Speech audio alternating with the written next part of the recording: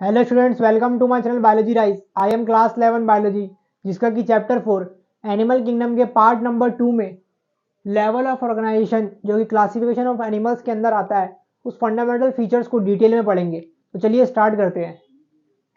Level of organisation, जो animal kingdom को कुछ कॉमन फंडामेंटल फीचर्स के हिसाब से क्लासीफाई करा गया था, उनमें से एक था level of organisation.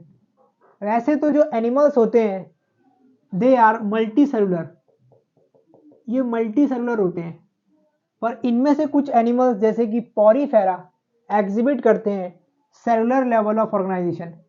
Cellular level of organisation का मतलब होता है कि यहाँ पर जो बॉडी के कुछ फंक्शंस होते हैं जैसे कि मेटाबॉलिक फंक्शंस, उन मेटाबॉलिक एक्टिविटीज को सेल परफॉर्म कर रहा होता है।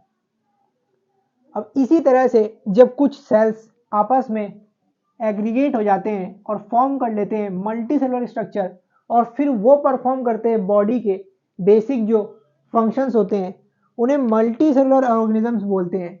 और इनके एग्जांपल्स है सिलेंट्रेट्स। अब ये जो सेल्स एग्रीगेट होकर फॉर्म कर रहे हैं एक मल्टी सेलुलर स्ट्रक्चर, अभी जो बहुत सारे सेल एग्रीगेट होकर फॉर्म करते हैं टिश्यू लेवल ऑफ ऑर्गेनाइजेशन।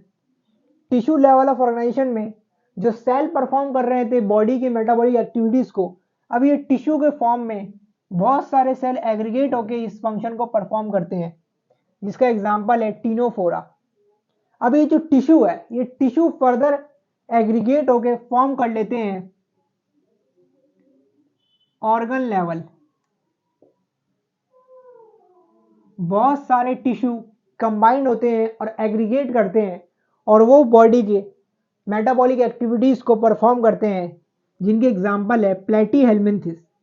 अब प्लेटी हेलमिंथिस के बाद जितने भी फाइलम है जैसे कि Aschelminthes, Annelida, Arthropoda, Mollusca, Echinodermata, Hemichordata, Chordata, मतलब जितने भी फाइलम बचते हैं एनिमल के, वो सारे organ system level of organisation exhibit करते हैं। मतलब जो ऑर्गन लेवल होता है वो फर्दर कंबाइन हो जाता है और ऑर्गन सिस्टम में बन जाता है। ऑर्गन सिस्टम परफॉर्म करता है पूरे फंक्शंस, जैसे कि हम खुद भी ह्यूमन बींग्स भी organ system level of organisation को एग्जिबिट करते हैं, क्योंकि हमारे में अलग अलग चीज़ों को परफॉर्म करने के लिए अलग अलग फंक्शंस है। जैसे कि हमारा जो खून, हमारा जो ब्लड सर्कुलेट करने का जो ऑर्गन है वो हार्ट है। जो हमारे एयर को प्योरीफाई करता है वो लंग्स है।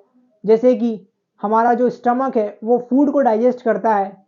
इसी तरह से अलग अलग फंक्शंस के लिए अलग अलग ऑर्गन है, और इन्हीं organ system of level of organisation बोलते हैं। ये जो organ system of level of organisation होते हैं, इनमें कुछ फर्दर कॉम्प्लेक्सिटी होते हैं। चलिए उन्हें अब हम डिटेल में समझते हैं। ऑर्गन सिस्टम होते हैं, ये जो डाइजेस्टिव सिस्टम होता है,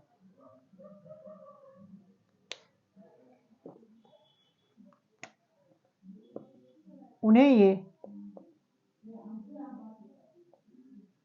दो तरह के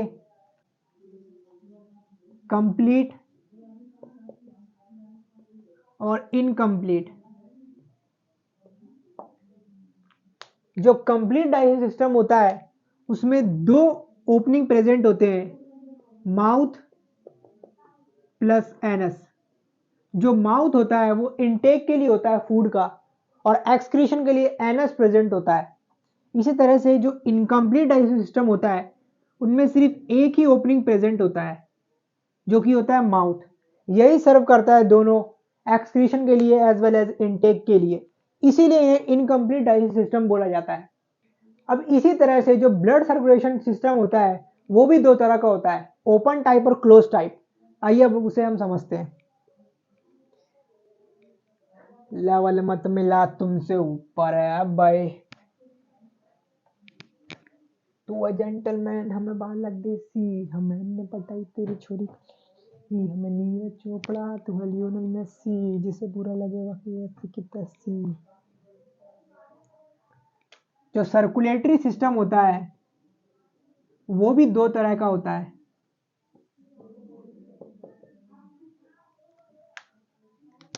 ओपन टाइप और क्लोज्ड टाइप। जो ओपन टाइप सर्कुलेटरी सिस्टम होता है वो जो उनमें जो ब्लड होता है वो डायरेक्टली हार्ट से जहां पर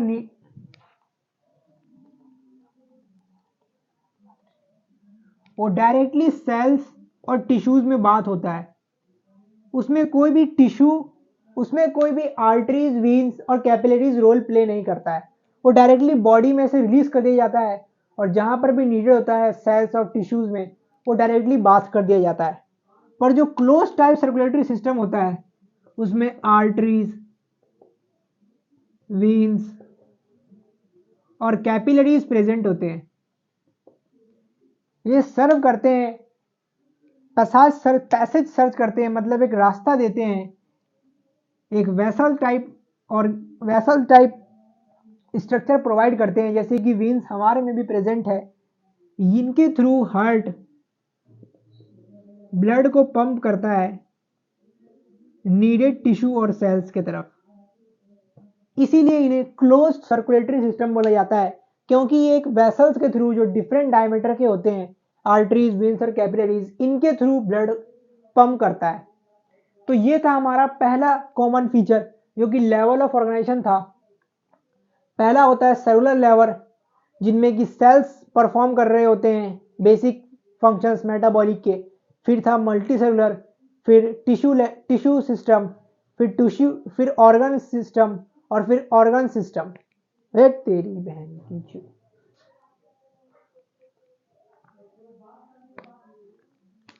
तो अगर आपको मेरा ये लेक्चर पसंद आया तो लाइक करें और सब्सक्राइब करें और प्रेस करें बेल आइकन, जिससे कि आपको मेरे नेक्स्ट लेक्चर का नोटिफिकेशन मिल सके।